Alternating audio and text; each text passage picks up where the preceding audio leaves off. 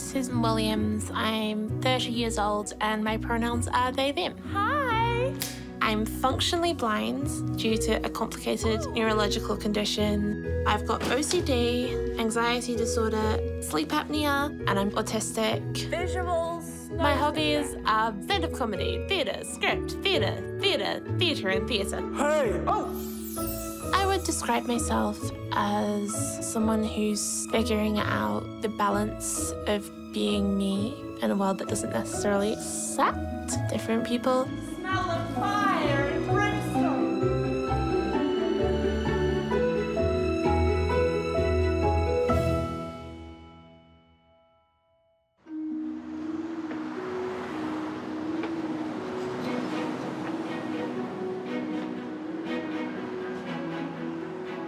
Illegally Blind is an autobiographical solo comedy theatre show. It explores the intersection between being autistic and functionally blind and queer. It's a comedy romp, but it's got like a serious undertone.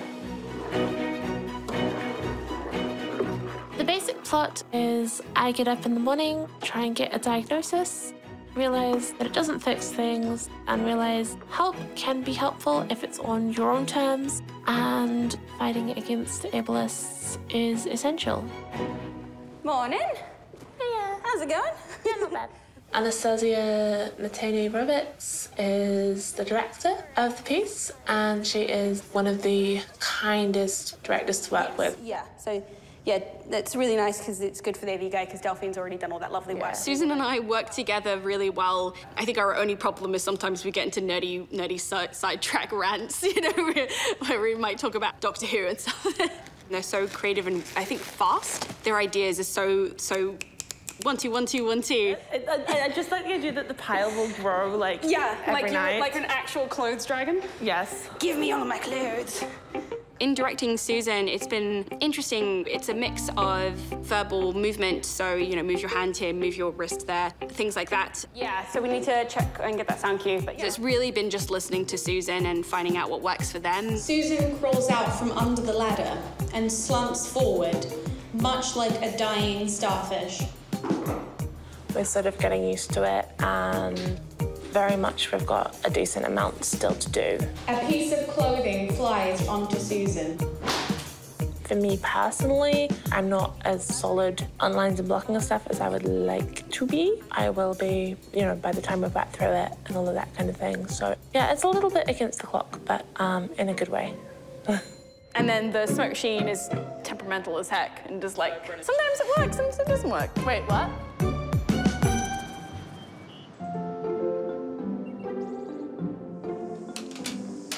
I'm someone who is quite idealistic, wants some things to be fixed or to help fix them. I identify as a queer disabled person, but like there's a lot more subcategories to that. More specifically, my condition is called visual snow syndrome, but mine is a rare presentation of it. I describe it as I have sight, but I can't practically use it because light in my eyes makes me very, very sick. I see sparkles and shimmers all over my entire field of vision. It strobes, it pulses, it flashes, it flickers. Like, I see that all the time. Eyes shut, eyes open, in the light, in the dark. Daylight, in particular, can definitely put me in bed for days with migraine-level head pain, stomach pain, nausea, dizziness, confusion, exhaustion. I guess I'm a complicated mess of a person, but I'm okay with that.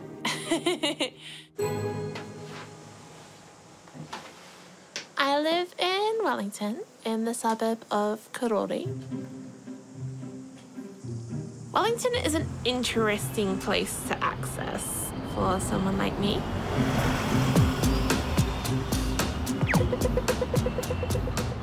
It is full of sandwich boards, and there are issues with public transport, and there is so much street furniture to have an intimate relationship with on a daily basis, clang.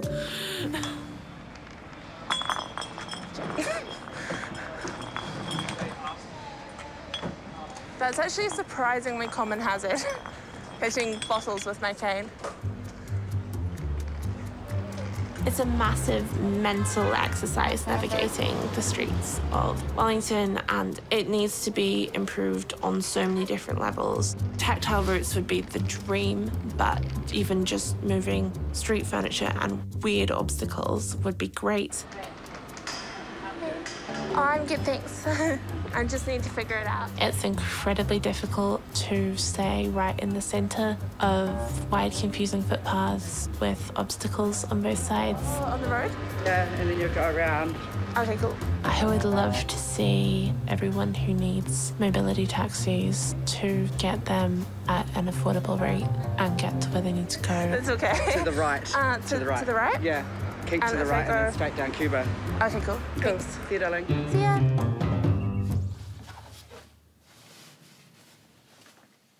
Inside my house, I can manage some vision with blackout curtains. I need to keep the evil photons out of my life. So that is basically these multiple layers of curtain blackout fabric. If I want to let light in, obviously I can, but light is evil, so why would I? My executive dysfunction around the house is a complete and utter nightmare. Nobody could live with me, and sometimes I don't like having to live with me. But it's not my fault, and being neurodivergent and struggling with this is, like, it's okay to need help. These are my steampunk goggles. People ask me if these help me see, or they ask me, how do you see through those? The short answer is no, and they don't. Underneath this is actually a layer of black paint, and this keeps my eyes in the dark while looking fabulous.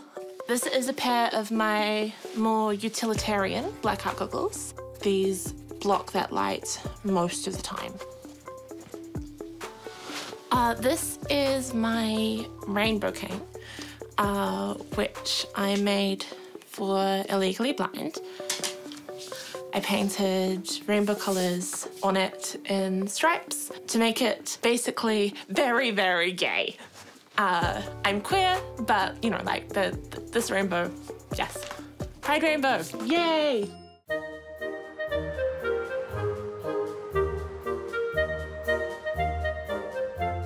So now we have grids. If we go, count this grid, count, Creative ways to include accessibility in a show just makes the show better. And then having diverse people involved just makes everything better. Equitable opportunities that take into account the barriers that we face. And if I find my edge line, I was walking around the space to learn essentially a pattern on this tactile grid so that I can always go the same route. It can be quite hard to navigate a big, open, empty space and hit, like, the exact mark that I need to hit. Follow this wall. And then beep, beep, beep, beep, beep, beep, beep, beep, beep, beep, beep. Oh my God, if I stand on this like it's a tactile marker. Nice. And then you want to turn there. If I follow these lines or use them to, like, reorient myself, I can always know where I am. And then you're about to go through the center and then the close pile. There's different textures, different spots. So when I'm using it with my feet, the strips that run parallel to the audience are scratchy Velcro, and then the strips that run downstage to upstage are chunky foam, so I can feel those two different textures very distinctly. I can very much sneakily drag my toes along it so that I'm going in a straight line. We want to steer away from this idea that, oh my God, disabled person doing a thing. That's so inspiring. Like, this is not that. This is like, yes, disabled people doing things is normal, and we're very much disabled by society.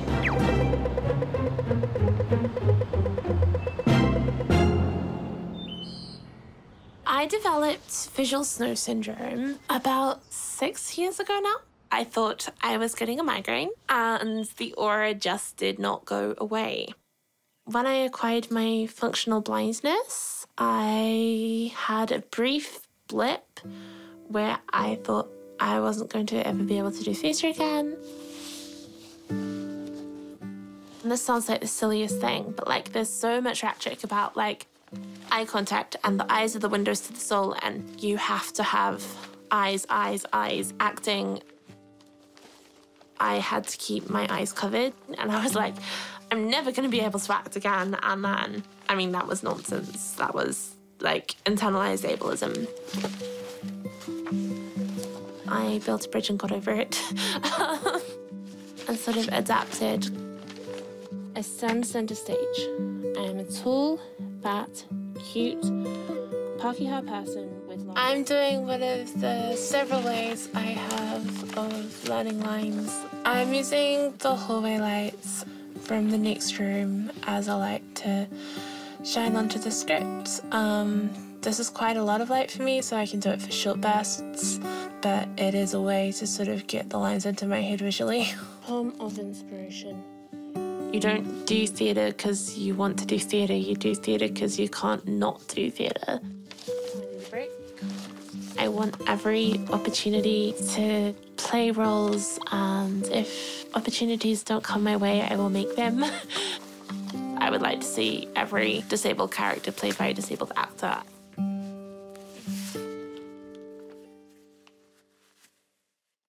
The decor of my house is 25% geek chic, 25% ooh shiny, although not reflective, and about 50% that hurricane from The Wizard of Oz.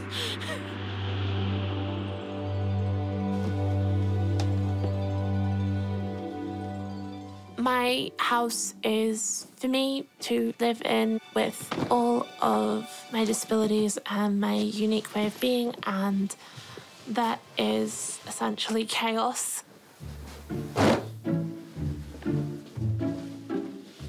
My strategy for getting dirty washing off my floor is to yeet it into the hallway. Tidying up, picking up washing, inhabiting the seventh circle of hell. I find an object and I'm like, I'm using it, and then I put it down and completely and utterly forget that it exists. Oh, rubbish bin. I really, really struggle with the daily sort of tasks of housekeeping. I hate laundry in a like, it's ruining my life and it's coming to get me and I don't understand it and I don't know how to fix it kind of a way. It's just really stressful. Everything was dirty laundry and then the clean stuff sort of got mixed up in it. Allow me to get into the TARDIS and leave the planet now because yuck. It is not as organised as it should be to help me conserve what vision time I do have, which is mostly spent on finding things, but also my brain just doesn't let me organise things normally like most people.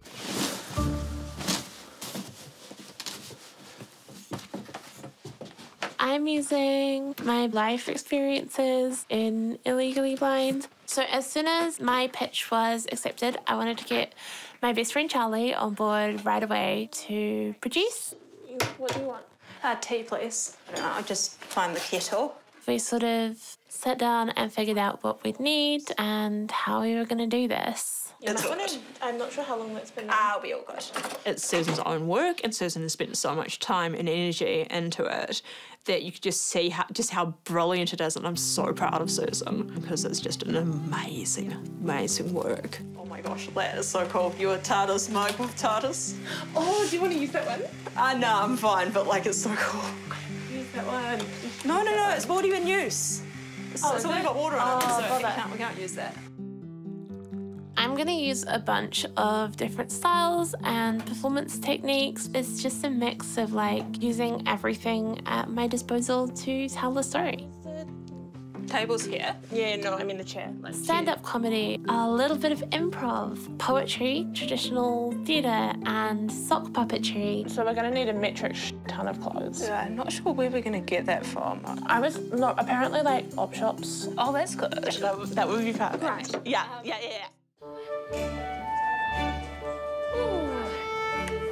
Oh, also the brightly coloured shirt. So we're just about to go into our dress rehearsal. Hopefully it'll go all right. Basically, this is where everything comes together and we do it like it's a real show. So what is it that you're just unsure about? Is it the movement or the direction? It's how I go on the grid. I'm going to be working on a lot of things personally. We worked on some stuff this morning, definitely making sure I incorporate that, but also the technical stuff. Bryn and Charlie, what would be the ETA on the smoke machine? Finding the right spots on the floor, all of the props and stuff, just every element. Give me a yeah. Yeah. Give me a meow. It makes me sicker than a Trump supporter at a pride parade. Half of my brain is working on like the performance side, and then half of my brain is like keeping a checklist. What's next? What's next? What's next? By the magic of theatre, Susan is back home. Clothes are now scattered all over the stage. Oh, you're so brave. I'll pray for you. I'm a minority. Nice is my surety. You won't scream at me. I think this will be one of the few times I've gone to dress rehearsal nice and relaxed. Because so often you have to do the dress rehearsal the day of. It'd be nice to save energy and spoons for that. Thank you, everyone. Oh my God. Ah! Awesome, sweet. So that went really well. We're only like, what, 1 minute over time, was it? Yeah, no, I'm pretty damn happy. And like, oh my God, everyone, just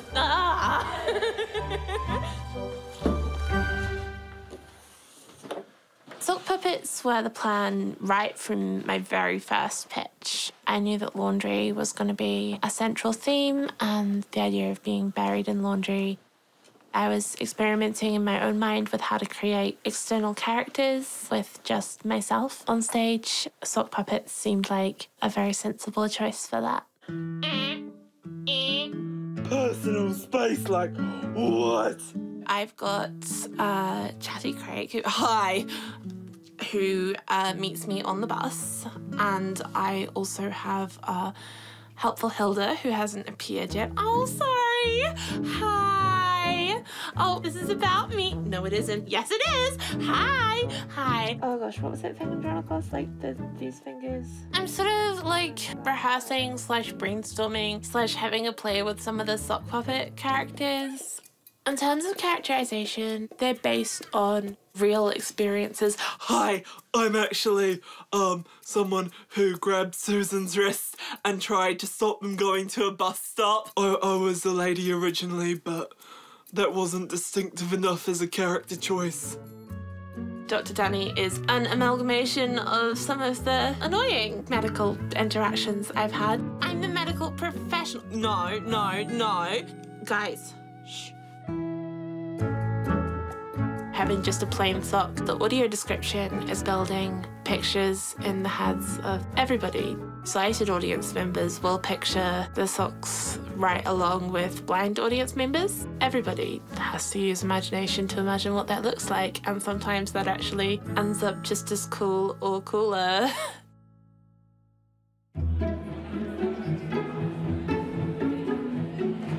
Welcome. Would you like a Braille program or a sighted access program if you can't read Braille? We also have large print. I'm really excited and proud about the accessibility in Illegally Blind.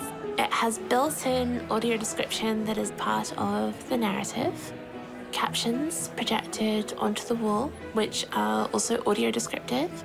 You can sit on the floor or in freestanding chairs, spaces for wheelchairs. People will also be greeted with a Braille program as standard.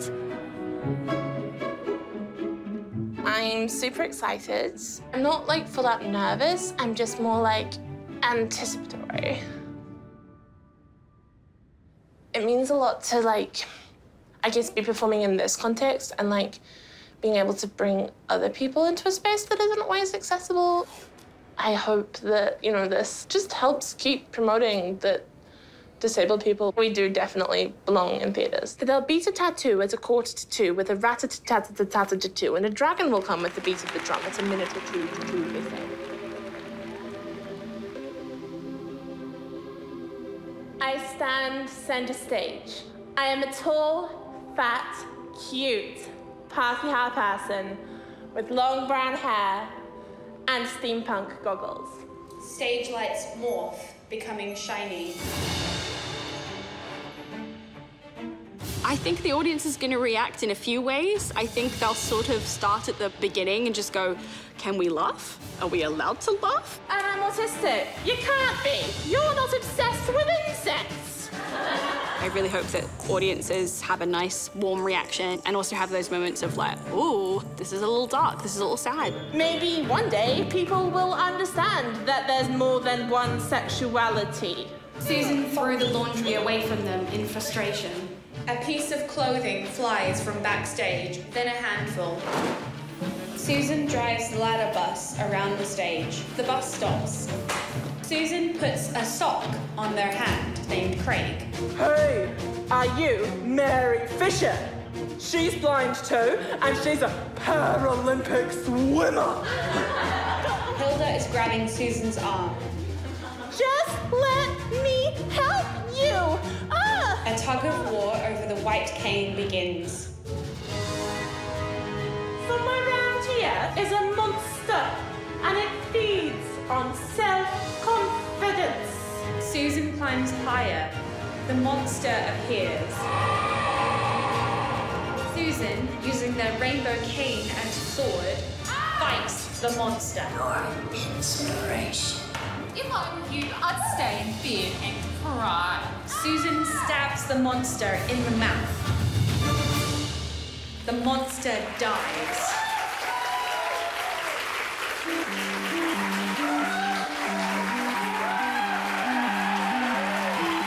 Susan and the sock puppet bow together.